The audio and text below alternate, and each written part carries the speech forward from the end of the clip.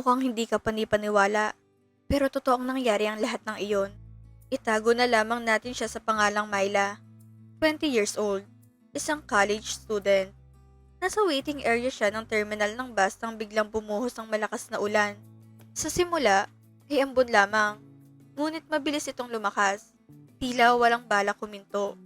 Wala pa ang bus na hinaantay niya, at nang magtanong siya sa gwardiya, malinaw ang sagot nito. Matatagalan pa yan. Sabi ng gwardiya, malakas ang ulan, delay ng mga biyahe. Sumilip si Myla sa labas. Halos alas 9 na ng gabi. Wala na ring jeep na dumadaan. At paisa-isa nang nagsisialisan ng mga tao sa terminal. Ayaw niyang magpalipas ng magdamag doon. Tahimik siyang bumuntong hininga. Saka kinuhang payong mula sa kanyang bag. Nagpasya siyang lumabas at maghanap ng ibang masasakyan. Kahit pa mahirap sa ganitong panahon. Paglabas niya ng terminal, doon niya nakita ang isang pamilyar na itsura. Isang lalaking hindi niya inaasahang makikita roon. Limuel? Tawag niya. Hindi pa sigurado kung tamang nakikita. Lumingon ang lalaki at agad siyang nakilala. Si Limuel, ang dati niyang stepfather. Hindi kailanman naging komportable si Myla na tawagin itong Papa o Tito. Kahit noong kasal pa ito sa kanyang ina. Direkta niya itong tinatawag sa pangalan. Madalas siyang pagalitan ng kanyang ina noon dahil doon. Pero kalaunan ay hinayaan na lamang siya. Matagal nang hiwalay sina Limuel at ang kanyang ina. Palagi silang nag-aaway noon at hindi na rin nagtagal ang pagsasama. May kaunting lungkot sa puso ni Myla kapag naaalala iyon. Dahil sa kabila ng lahat, naging maayos at mabait naman si Limuel sa kanya. Ikaw lang mag-isa? Tanong ni Limuel habang papalapit. Napansin ni Myla na basang-basa ang suot nito. Halatang may hinatid bago siya nakita. May kasama itong isang babae na nakasilong sa ilalim ng bubong. May bago ka na? Pabirong tanong ni Myla. Sabay ngiting pilit. Bago pa makasagot si Limuel, agad nagsalita ang babae. Kapatid niya ako. Sabi nito, bahagyang nakakunot ang noo. Nako, pasensya na po. Mabilis na sabi ni Myla. Matagal ko na po kasing hindi siya nakikita. Halos 5 buwan nang lumipas mula nang tuluyang maghiwalay sina Limuel at ang kanyang ina. Simula noon, bihira na silang magkita. Wala ka nang masasakyan sa ganitong oras. Sabi ng kapatid ni Limuel, mas mabuti pang ihatid mo na siya. Ay, wag na po. Agad na tanggi ni Myla. Maghihintay na lang po ako. Sa lakas ng ulan na to, sagot ng babae. Baka bukas ka na makauwi. Nag-aalinlangan pa si Myla. Ngunit nang mag-alok si Limuel at pilit na ihatid siya, wala na rin siyang nagawa kundi pumayag. Kilala niyang lalaki. Maayos, magalang at responsable. Hindi rin naman kalayuan ang edad nito sa kanya dahil mas bata lamang ito ng ilang taon kaysa sa kanyang ina. Sumakay siya sa kotse habang patuloy ang pagbuhos ng ulan. Kumusta ng mama mo? Tanong ni Limuel habang umaandar ang sasakyan. Abala pa rin sa trabaho. Sagot ni Myla. Parang doon na nga lang umiikot ang mundo niya eh. Tahimik na sandali ang loob ng kotse. Malakas ang ulan. At halos hindi na makita ang daan dahil sa tubig na dumadaloy sa salamin. Tanging tunog ng wiper at ulan ang maririnig. May bago ka na bang nakakasama? Tanong ni Myla. Sinubukang basagin ang katahimikan. Napangiti si Limuel at bahagyang natawa. Wala pa. Sagot niya. Naghahanap pa rin. Nagpatuloy ang magaan nilang kwentuhan. Sa kabila ng panahon at mga nangyari, tila sandaling bumalik ang pagiging pamilyar ng kanilang usapan. Hanggang sa tuluyan na silang makarating sa bahay ni Myla. Habang patuloy pa ring bubuhos ang ulan sa labas. Naalala ni Limuel ang sitwasyon ng lugar kaya agad siyang nagsalita. Bahain dito. Paliwanag niya.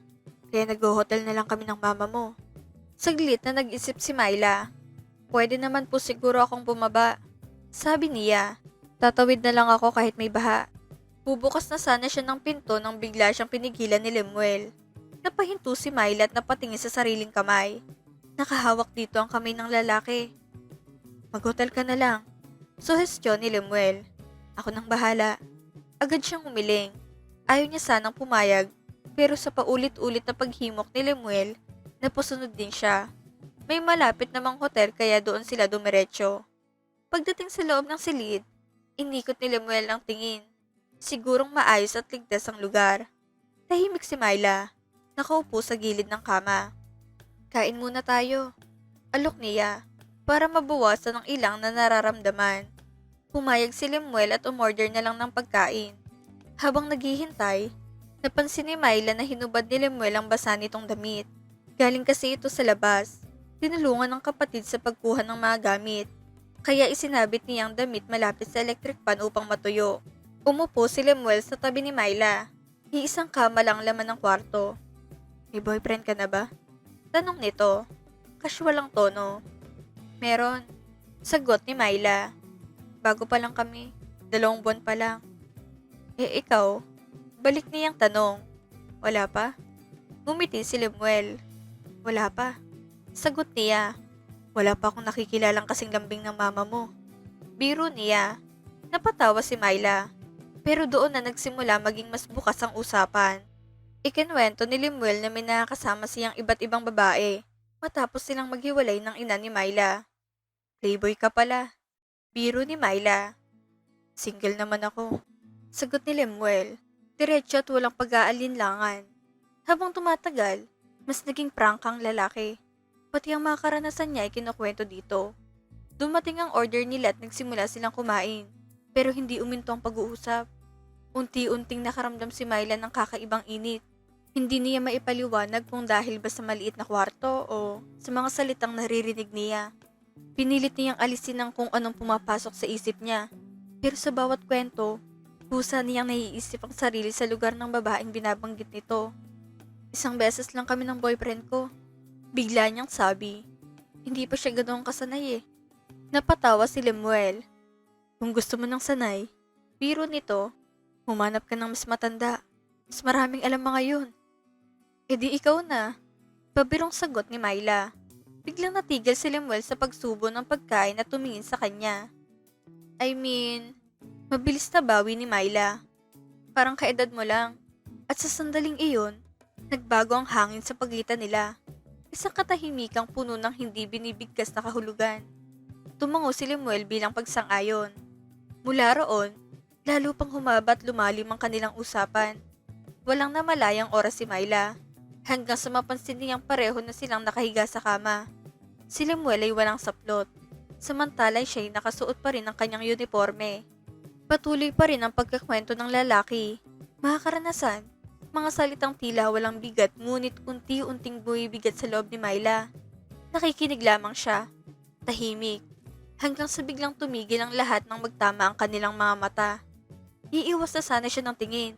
Ngunit hinawakan ni Lemuel ang kanyang pisngi. Marahang ibinaling ang mukha niya pabalik. Sa isang iglap, naglaho ang lahat ng pag-aalinlangan. Isang halik ang sumunod. Biglaan at hindi napaghandaan. Hindi siya umiwas.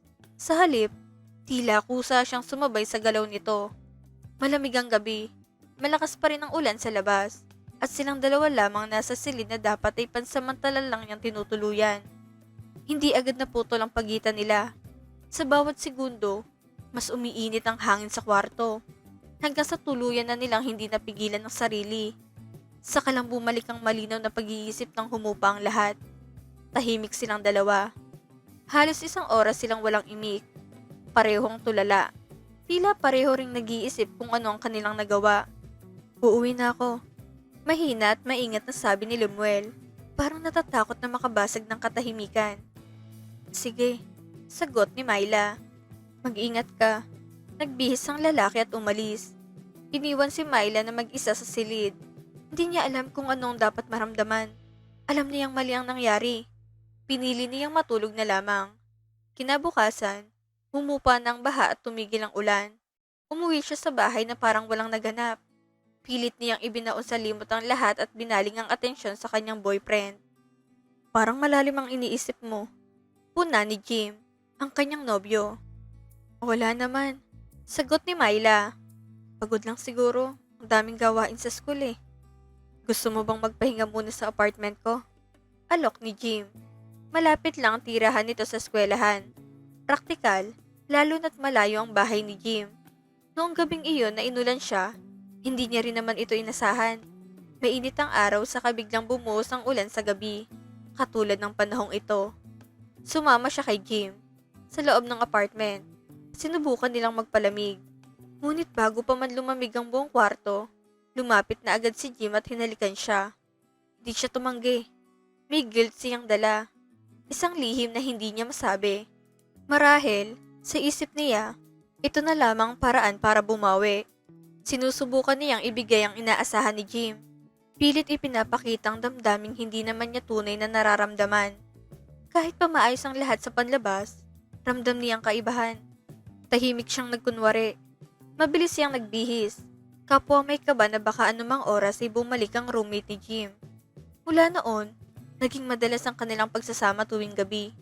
Sa panlabas, tila maayos ang lahat. Ngunit sa loob ni Myla, may kulang pa ring hindi niya maipaliwanag.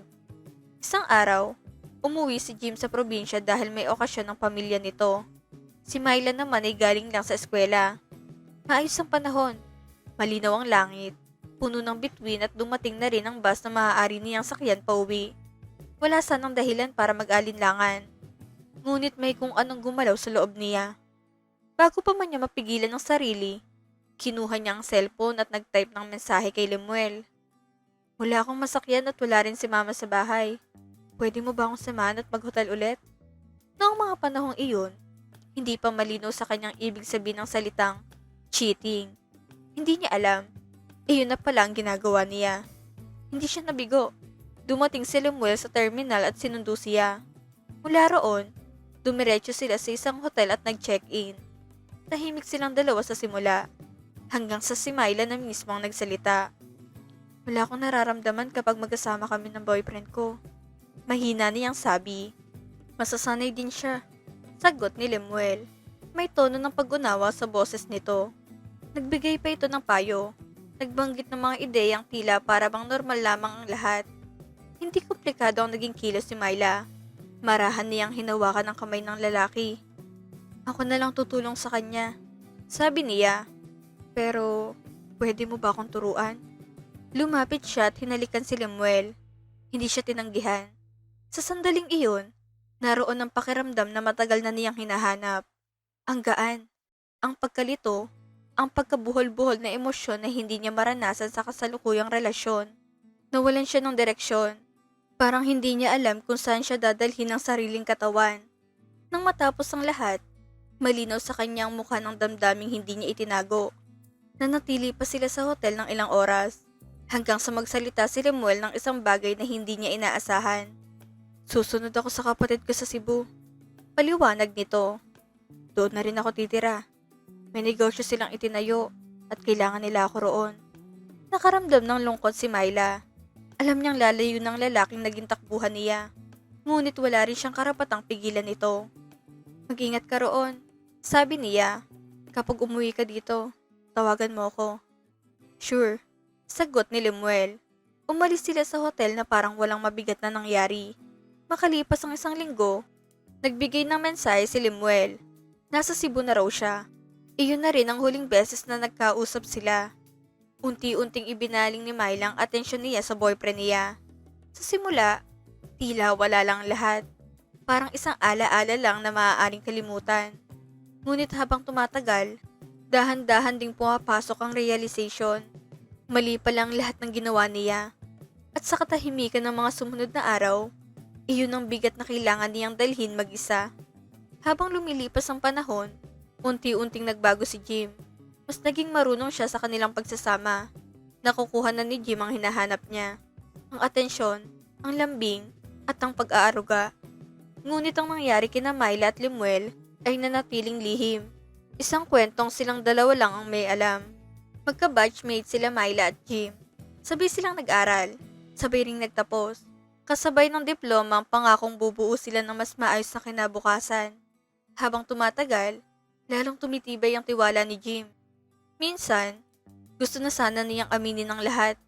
Ngunit sa tuwing maiisip niyang posibilidad na iwanan siya ni Jim, napapatigil siya.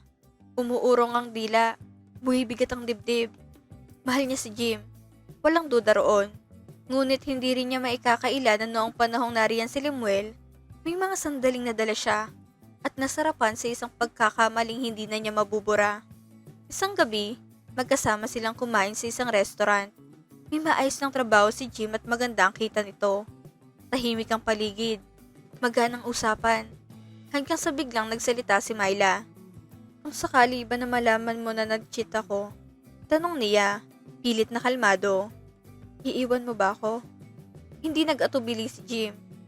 Oo. Diretsong sagot nito. Parang may humigpit sa dibdib ni Myla. Hindi mo ba ako ipaglalaban?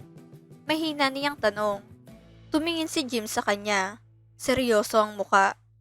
Bakit kita ipaglalaban kung ikaw mismo ang bumitaw? Paliwanag nito. Naniniwala ako ng relasyon. Hindi dapat isa lang lumalaban. Dapat pareho. Sandaling huminto ito bago nagpatuloy. O baka hindi mo na talaga ako kailangan kaya ka humanap ng iba. Kung ganun, hahayaan na lang kita sa taong handa mong ipaglaban at handa ka ring ipaglaban ka. Isa iyon sa mga dahilan kung bakit minahal ni Myla si Jim. Matalino, malinaw mag-isip at may prinsipyo. Ngunit sa isip niya, mahal si Jim. Dahil ang minahal nito ay isang babaeng puno ng kahinaan. Kung ako naman ang mag-cheat, balik na tanong ni Jim. Ipaglalaban mo ba ako? Doon tuluyang bumagsak ang realization kay Myla. Hindi niya ma-imagine ang sakit kung si Jim ang gumawa ng ganoon. Hindi niya kakayanin. Bigla siyang napuno ng takot. Mahal kita. Sagot niya. May alinlangan sa boses. Ipaglalaban kita. Hindi napansin ni Jim ang pag-aalinlangan. Huwag mo kong ipaglaban kung mag-cheat ako. Tugtong ni Jim. Ibig sabihin lang nun, hindi na kita mahal. Pagkatapos ng hapunan, sumakay sila sa kotse ni Jim. Habang bumabiyahe, tahimik si Myla. Tahimik din ang paligid. Maliban sa mga luhang dahan-dahang tumutulo mula sa kanyang mga mata. Gusto niyang ibalik ang lahat. Gusto niyang baguhin ang desisyong minsan niyang pinili. Hanggang ngayon, hindi pa rin niya kayang umamin. Sa tuwing tinitignan niya si Jim, lalo siyang nahihirapan.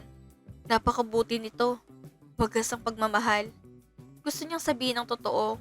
Ngunit mas malakas pa rin ang takot na mawala ito.